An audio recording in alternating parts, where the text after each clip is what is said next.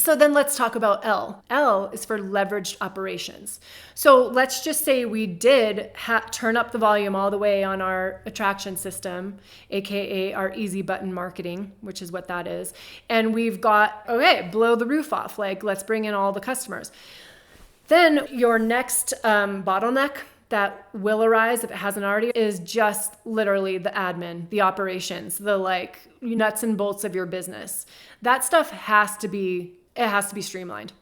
If you are personally preparing and sending out invoices or anything like that, if you're personally like replying to emails like, hey, can I change my appointment from like 2:00? What do you have on Thursday? Do you have like Thursday morning? Or I could do Friday afternoon. If you're getting those emails and you are looking at your calendar and typing with your fingers to reply, no. Anything like that puts a cap on where you can grow, or you drop the ball and piss people off and then start to have a reputation that doesn't serve you. So we don't want to start with our leveraged operations because that's just getting stuck in being a perfectionist and making the perfect mousetrap before there's anything going. I'm thinking of that game from the 80s, the mousetrap, and then there's metal ball that I remember that. Right? So you could build the whole mousetrap, but you need the metal ball to be running through. So we don't start with leverage operations. We're going to start and get the first part going. You need something to offer, like you need something to sell. What are you selling? And making sure that's scalable. You need to have your sales system in place. In other words, your conversion machine. Then you need your attraction system, your easy button marketing in place.